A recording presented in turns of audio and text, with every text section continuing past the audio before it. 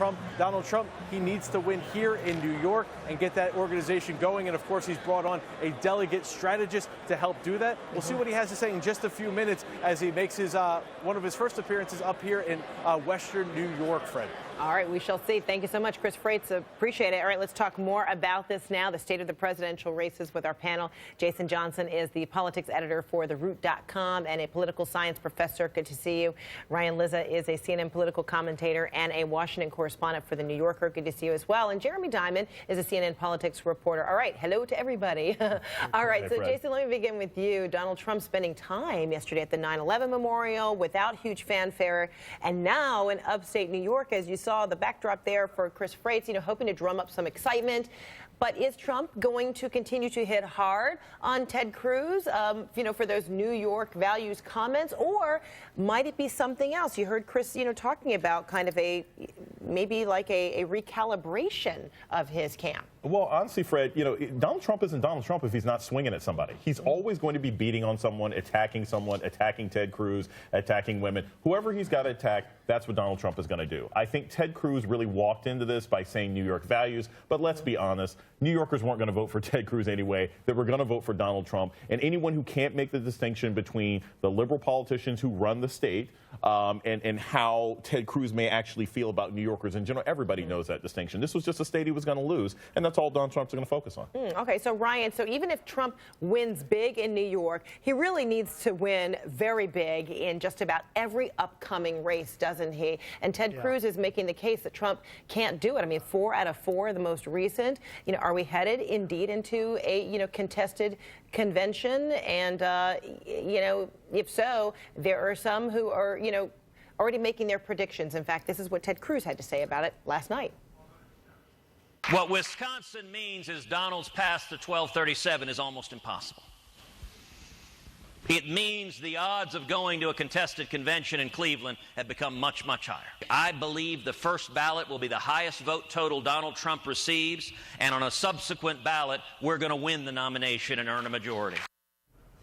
So, Ryan, there are some who are predicting, we're talking about Donald Trump having to win like 80% of the remaining delegate count in order to get to that 1237. Is that reasonable? Yeah, look, I think what's happened since March 15th, where Donald Trump had a big victory, won Florida, got Rubio out of the race, is the Never Trump movement sort of got its act together, and you had 2 big states, Utah and Wisconsin, that slowed Trump's momentum. And in that same period from March 15th to Wisconsin, you had Trump make a just month-long series of outrageous statements. His poll numbers with the general electorate collapsed, and sort of Wisconsin, which was the only state that voted on that day, put an exclamation point on all of his troubles. And all of the delegate experts now predict that he will not be able to secure a majority of bound delegates by June 7th. The other thing that's been happening is Ted Cruz has a very sophisticated delegate hunting operation. And if you look at what's happened in these delegate fights in recent weeks in Louisiana, Tennessee, Colorado, and North Dakota, Donald Trump is getting his clock cleaned on the ground in that battle for delegates. You're talking about the districts, those supporters, those, surrogates getting into those districts. And that clearly, Jeremy, is the thing, the area that Donald Trump revealed a while ago that he just didn't understand. I mean, that fiery tweet that he said, how is it that you could, get the popular vote, you could get the most votes, but then you don't get, the delegate count. But I bet he understands it now.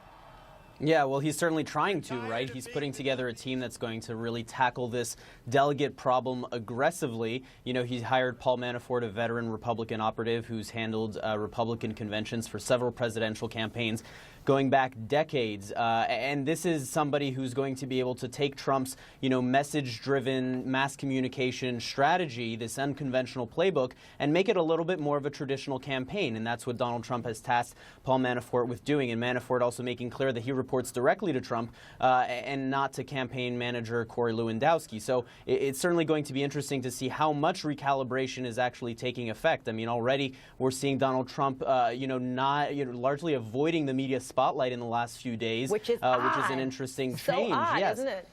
Definitely. And so it kind of bears the question whether we're seeing a fuller recalibration of the campaign strategy that's going to show a much more disciplined Donald Trump, or if this is kind of just temporary as there's all this discussion of campaign shifts and retooling of the strategy, lying low for a bit before they can kind of seize their opportunity to once again, make all these headlines after the New York primary. Yeah, and Jason, let's talk about the Democratic race for a little bit. Bernie Sanders winning, 8 out of the last 9 contests. Right. That's, big feather in the cap for him. Meantime, it's Hillary Clinton who is now focusing a good part of her campaign on going against the opponent of a Republican.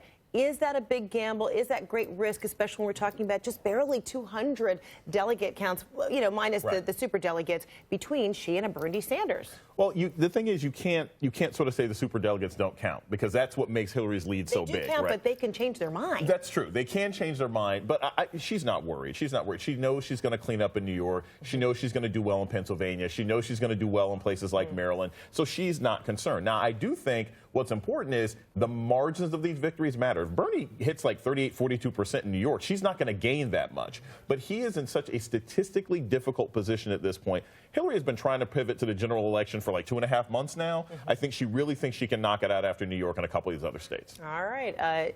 Jason Johnson, Ryan Lizza, Jeremy Diamond. Thank you, gentlemen. Good to see all of you. Appreciate it.